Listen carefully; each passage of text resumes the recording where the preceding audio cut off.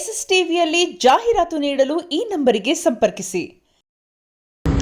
Hi friends, ನಮ್ಮ ಕರ್ನಾಟಕ ಬಸ್ಗಳ ಪರಿಸ್ಥಿತಿ ಹೆಂಗಾಗಿದೆ ಅಂತ ಹೇಳಿದ್ರೆ ಜೀವ ಕೈಲಿ ಇಟ್ಕೊ ಓಡಾಡಬೇಕು. ಅದು ಘಾಟ್ ಸೆಕ್ಷನಲ್ಲಿ ಎಲ್ಲಿ ಯಾವ ಕಡೆ ಯಾವ ಪಾರ್ಟ್ಸ್ ಕಿತ್ಕೊಂಡ್ಬರುತ್ತೆ ಅಂತ ಹೇಳೋಕ್ಕಾಗಲ್ಲ. ಇಲ್ಲಿ ನೋಡಿ ನಮ್ಮ ಗೌರ್ನಮೆಂಟ್ ಪರಿಸ್ಥಿತಿ ಹೆಂಗಾಗಿದೆ ಅಂತ ಹೇಳಿದ್ರೆ ಟೈರು ಟೂಬಿನ್ ಪೀಸ್ನ ಹಾಕೊಂಡು ಗಾಡಿ ಓಡಿಸ್ಬೇಕು, ಆ ಥರ ಆಗಿದೆ.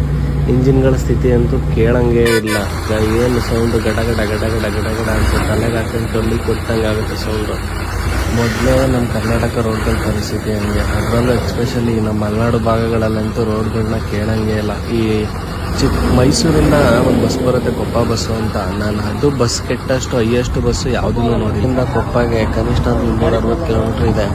ಬೆಳಗ್ಗೆ 7 ಗಂಟೆಗೆ ಹತ್ತಿದ್ರೆ ನಾವು ಅಲ್ಲಿ ಊರು ಸೇರ್ತಾ 3:30 ಆಗುತ್ತೆ. ಅದರಲ್ಲೂ ಮೈಸೂರಿಂದ ಕೆ ಆರ್ ನಗರದಿಂದ ಒಳನೇಶ್ವರ ರೋಡ್ ಅಂತೂ ಕೆರಡ್ದೋಗಿದೆ. ನಮ್ಮ ಸರ್ಕಾರದ್ದು ಕ್ವಾಲಿಟಿ ನೋಡಬೇಕು ಯಾವ ಥರ ಇದೆ ನಮ್ಮದು ಅಂತಂದರೆ, ಇಂಥ ಬಸ್ಗಳನ್ನ ಹತ್ಬೇಕು ಒಂದ್ಸರಿ. ಆ ಬಸ್ಗಳು ಆ ರೂಟ್ಗಳು ಮಾಡಿಸ್ದಂಗಿದೆ. ಆ ಟೈಮಲ್ಲಿ ಬರೋಷ್ಟು ಸರ್ಕಾರದ ಮೇಲೆ ಕೋಪ ಇನ್ನು ಯಾವಾಗಲೂ ಬರೋಲ್ಲ. ಈ ಬಸ್ ಬಂದ್ಬಿಟ್ಟು ಚಿಕ್ಕಮಂಗ್ಳೂರು ಡಿಪೋದು.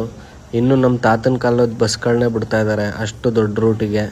ಆದಷ್ಟು ಈ ವಿಡಿಯೋನ ಶೇರ್ ಮಾಡಿ, ಅವ್ರಿಗೆ ತಲುಪಿಸಿ ಆದಷ್ಟು. ಎಸ್ಎಸ್ ಟಿವಿ, ಸಿನಿಮಾ ಜಗತ್ತಿನ ಕ್ಷಣ ಕ್ಷಣದ ಸುದ್ದಿಯೊಂದಿಗೆ.